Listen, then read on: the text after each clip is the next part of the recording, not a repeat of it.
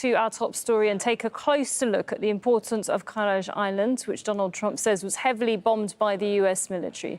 Karaj Island is a small coral landmass around 25 kilometers off the southwestern coast of Iran in the Gulf. It's known as the crown jewel, or beating heart of Iran's oil industry, handling around 90% of exports. Pipelines for major oil fields terminate at Karaj Island. From there, it is loaded onto supertankers, and there is capacity for millions of barrels for storage. Disruption would severely impact Tehran's income and global oil flows through the Strait of Hormuz. Karaj Island was developed in the 1960s in partnership with US company Amoco. It was later seized after the 1979 revolution. Let's now go speak to economist and oil and gas specialist Cornelia Meer. She's the CEO of Meer Resources, joining us from Bern in Switzerland. I mean, this seems to be like a really big problem here for Iran. Karaj Island, as Trump says, is considered the jewel. Why is it so significant to Iran? Well, it's extremely significant because this is the only place where you can actually have, which is deep enough to have big tankers, go on site and then load the crude. And it has a capacity of loading about 7 million barrels a day. It was loading in recent years about 1.3 to 1.5 million barrels a day, giving sanctions and everything. It also has a capacity of storage of about 28 to 30 million barrels a day. Probably Kepler says about 18 million barrels a day are stored there right now. So this is really very crucial. It's not just crucial for Iran. It is very crucial for the global oil supplies. And if that is taken out, we will see a really big jump in oil prices. Right now, Trump says he has bombed the military assets, but if he says if things don't get better, he will go for the oil infrastructure. That would be very bad for oil markets. And Trump himself says that the reason, well, from what he's said in his message, that one of the reasons it seems is kind of almost put pressure on Iran to open the Strait of Hormuz. Do you think that is likely to happen? Because surely Iranians will try to defend the island as best they can. And how important is it to open up the Strait of Hormuz as soon as possible? Opening up the Strait of Hormuz is pivotal. It's very pivotal because 20% of oil, crude and products go through the Strait of Hormuz, as do 20% of LNG. And you've seen Qatar LNG is shut in now. So yes, the Strait of Hormuz are very, very. One can't say how important. They're so important, but I'm not sure that what the U.S. has done here will really get the result they want. It may also result in deepening the divide and strengthening the resolve of the regime. So this is a very tricky situation. And as your correspondent said, the region or the GCC nations want to de-escalate. I am not sure this will help de-escalation, but the next few hours, days will prove what the result is. Now, in terms of this island, when the ships are docking there to then to export the crude oil, who is this being supplied to? My understanding is that the main country is China. Absolutely. The main country is China.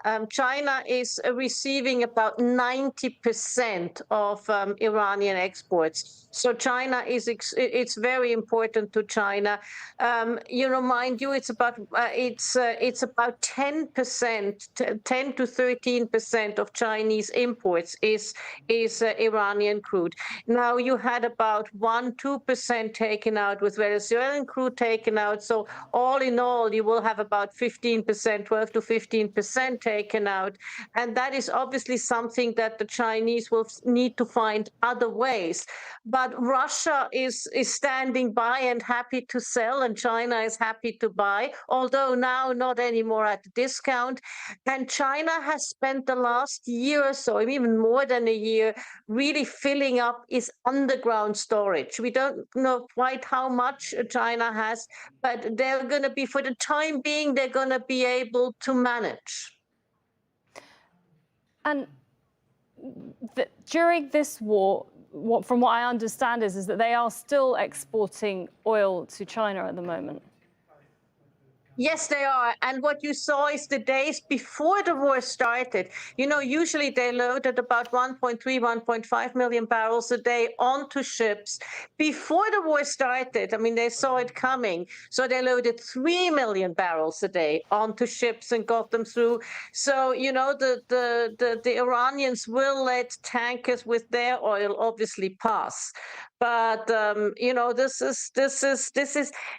these things, they take a dynamic of their own, and they can spiral out of control. So I am extremely concerned. Okay, thank you very much for speaking to us and explaining that the situation with Karaj Island and why that's so important there. Cornelia Meer speaking to us. Thank you very much. Well, let's now speak to Robert Pap, who's a professor of political science at University of Chicago and also the author of The Escalation Trap on Substack. He joins us live now from Chicago. Thank you for waiting for us to speak to you. Now, when you look at this island, how important or how easy do we think it would be, or difficult, for the US to take control of the island? Well, I want to make 2 points about Karaj Island. Number one, it may be tactically difficult to take, meaning there will be more losses. So with smart bombs, they hit targets, but they also don't expose people. So in this case, to take Karaj, you're going to need Marines, you need people, and it's out in the open. They have to cross water, they have to get on the island, and in all of those ways, they are tactically out in the open, and there will just be lots of opportunities for Iran to attack them. Attack them with drones, maybe even machine gun fire, just a lot of different ways. You hear about those fast attack boats. So yes, it's true, we will be able to hit the boats, and we will not lose the battle. It's not an issue of losing the battle. It's an issue of it could well be costly. Amphibious operations are simply that. But there's a bigger point I want to make, besides simply it could well be costly, which is that strategically, taking Karaj, seizing it, means taking Iran's oil off the global market, because Karaj is a choke point for Iran's export of oil.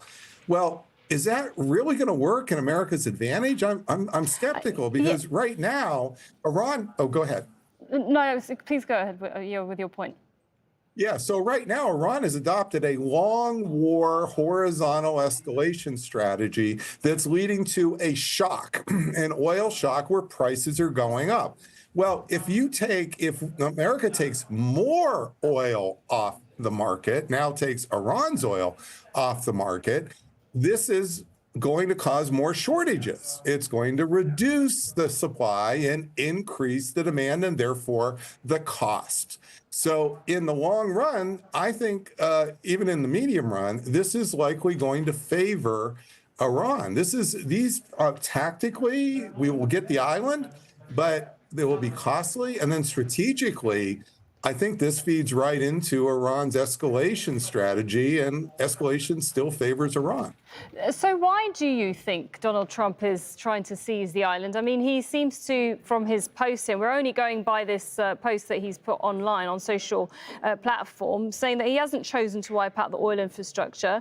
And he said, should Iran or anyone else do anything to interfere with the free and safe passage of the ships through the Strait of Hormuz, I will immediately reconsider this decision. So do you think it's really about opening the strait, or is there a bigger plan here for Trump? Well, I don't know if I'd call this a bigger plan. I think what you're seeing is a desperate attempt to scramble to find something that could help.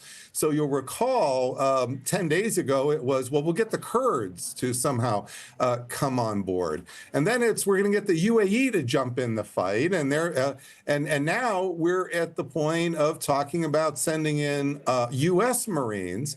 And what are they going to do, you see? Well, maybe they could take Karg. It could be costly.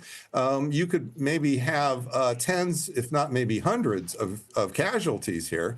But it's a desperate attempt, I think, to do something and to show you're doing something.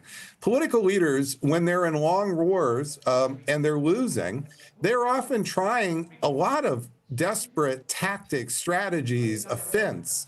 And they rarely work. Usually when you pick something out of desperation, it's unlikely to work. If it was such a great idea, why didn't we do it in the beginning? And I was asking you that question earlier as to what the real motive is here, because when you take a look at how Trump has treated Venezuela with the capture of Nicolas Maduro, he said, I mean, it's common knowledge here, that it was evoking what's known as the Monroe Doctrine, which is the 19th century US policy of American dominance in the Western Hemisphere. Are we seeing this now with Iran when it comes to oil? We know that Trump is a transactional man, even with the Ukraine and Russia deal. He's wanted to get hold of the Ukrainian natural resources, for example, and minerals. Is this what this is about when it comes to this island and the oil? Perhaps American control of the oil market? Yes, it's hard to get inside anyone's head, much less Donald Trump's head. But I do think what he's trying to do is regain control of a situation when he's losing control hour by hour, day by day. You see, he started with what appeared to be a few-day strategy that might drift into a little bit longer, as he said. And I don't have any reason to doubt his words. He thought he was going to get regime change. He thought they were going to fall like a house of cards. And he has said he's surprised they didn't collapse.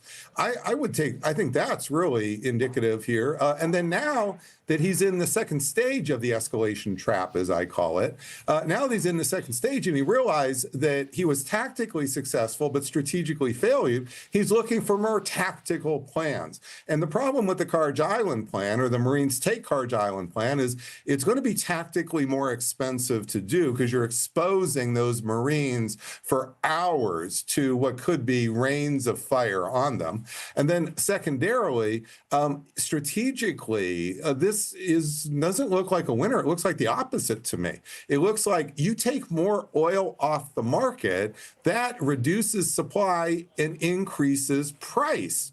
Well, that has been the goal, the strategy of Iran in the oil shock.